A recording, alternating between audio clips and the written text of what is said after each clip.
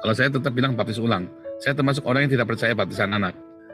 Kalau dia dibaptis dalam kondisi nggak ngerti, tapi kalau dia ngerti umur 7 tahun ya, bapak ibunya dibaptis, dia udah umur 7 tahun, saya tanya, seperti seorang guru sekolah minggu nanya sama anak sekolah minggu, kamu mau dibaptis, kamu tahu kenapa dibaptis? Ayo saya cerita ini, ngerti om, kamu mau om dibaptis? Dia ngerti saudara, saya baptis dia. Kan semua anak bisa dijak ngomong kan, bahkan anak usia 6 tahun bisa, 4 tahun bisa nggak? Ya nggak bisa, jangan. Ya, berapa paling muda? Kalau saya belum pernah membaptis di bawah 7 tahun, belum pernah. Ya karena kan 7 tahun kan kelas 1 SD sudah.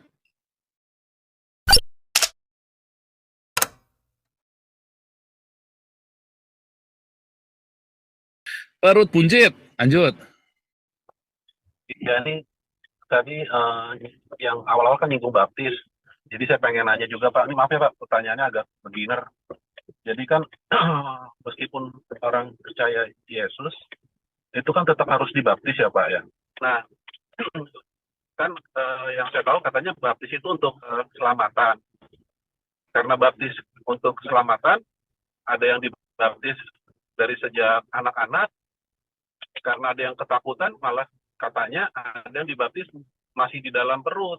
Dan katanya dibaptis itu harus sudah mengetahui mana benar dan salah. Sedangkan bagaimana anak-anak mengetahui benar dan salah, dan seperti itu katanya. Nah, sedangkan orang yang keluarganya dari Kristen, udah otomatis pasti orang tuanya mengajar secara Kristen. Apakah itu tidak apa-apa kalau misalnya mereka dibaptis anak-anak? Itu satu. Terus kemudian dulu kan kata Pak Paul, kalau orang yang pindah ke agama antikris, pastinya kan harusnya dibaptis ulang. Nah, kalau misalnya ada orang yang waktu itu yang sakit stroke itu, seandainya dia sudah percaya dengan Yesus, tapi dia belum sempat dibaptis ulang, itu bagaimana? Karena kan dia sebelumnya kan dia pindah ke agama antikris.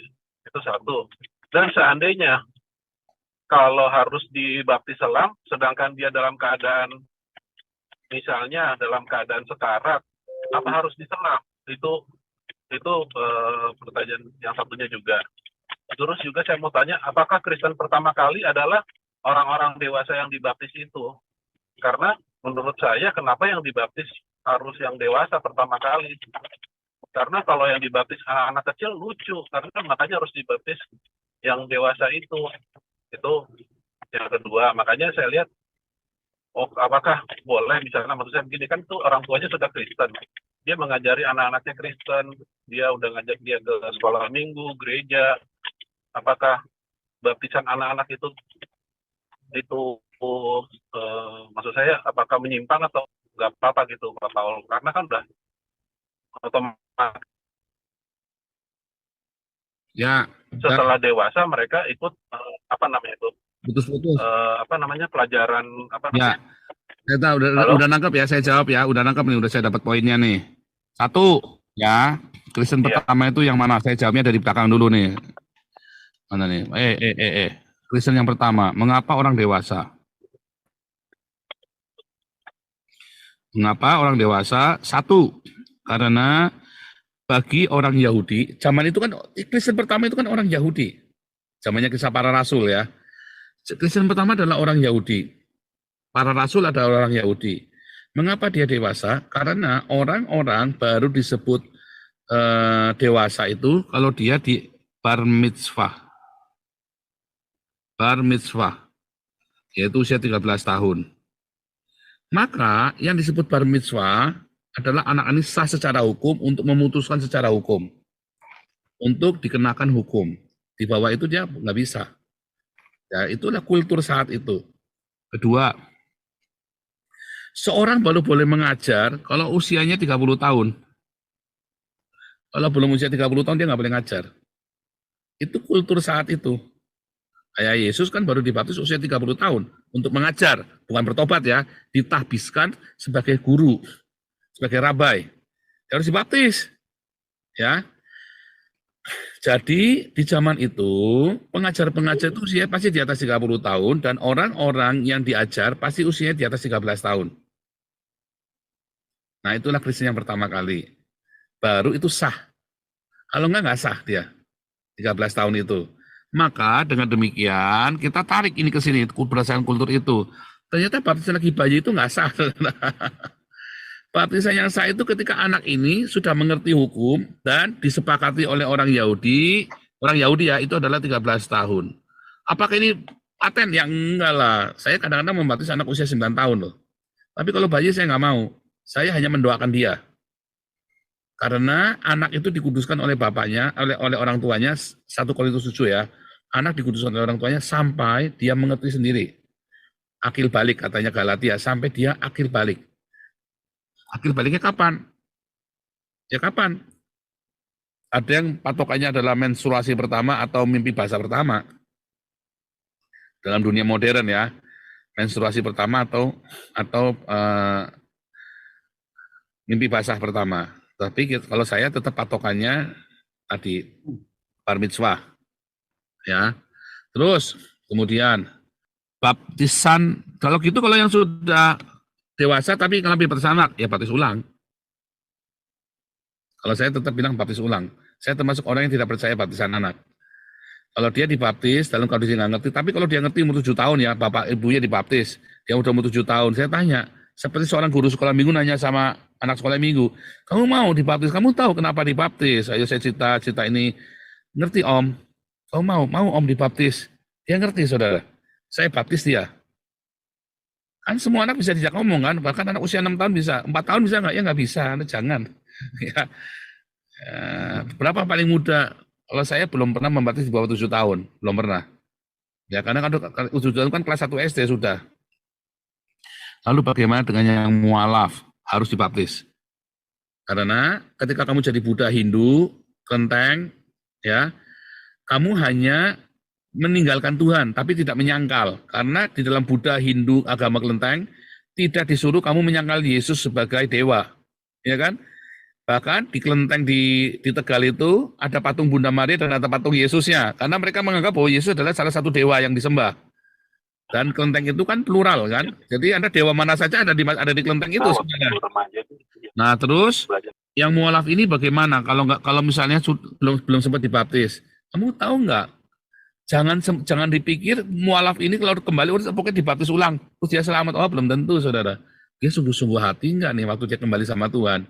Wah, dulu kan saya mualaf kan, pura-pura Pak. Terus saya balik lagi setelah saya kawin, ya tak tinggal lagi Pak. Saya tak jadi Kristen lagi. Hati-hati loh, Anda belum diselamatkan loh. Itu akan diuji, disucikan, dimurnikan loh. Nggak cuma dibaptis saja.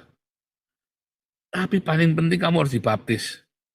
Dibaptis aja enggak. Apalagi kamu hidup benar, bohong. Nggak ada, sudah enggak mungkin. Artinya dia nggak selamat. Tak jamin nggak selamat. Oh, kalau berani jamin, ya iyalah saya kan sudah banyak ketemu orang beginian.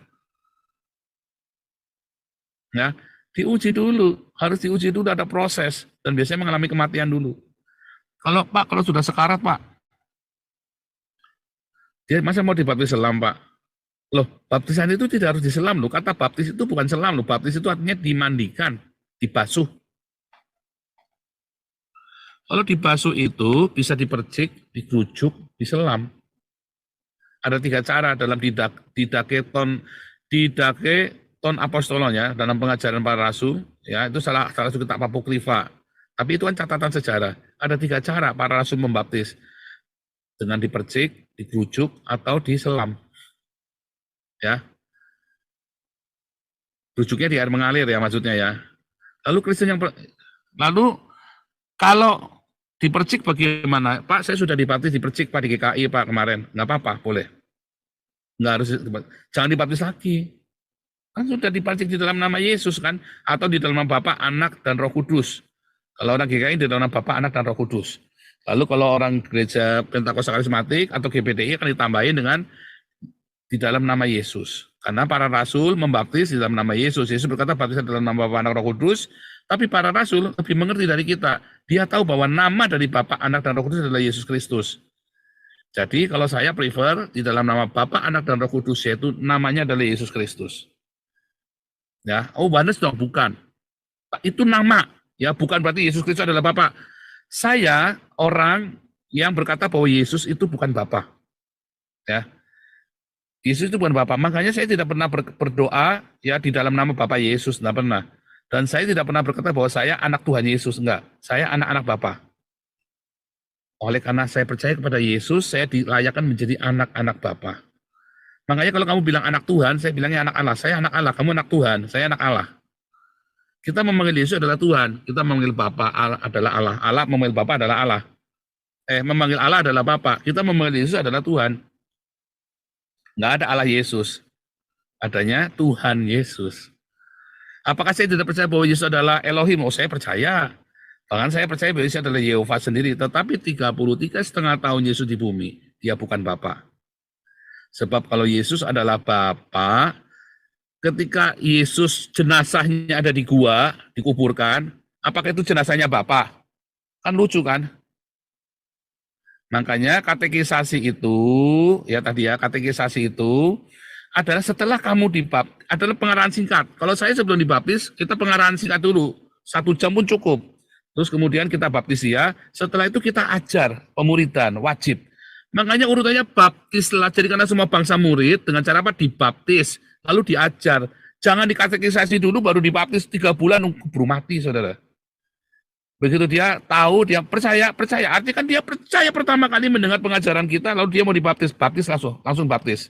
Hari itu juga dibaptis. Kemudian kita ajar, kita muridkan. Jadi karena semua bangsa muridku dengan cara apa? Dibaptis, lalu diajar. Jangan dibalik, diajar baru dibaptis. Semua yang dibaptis komunitas kita harus ikut pemuridan. Ya,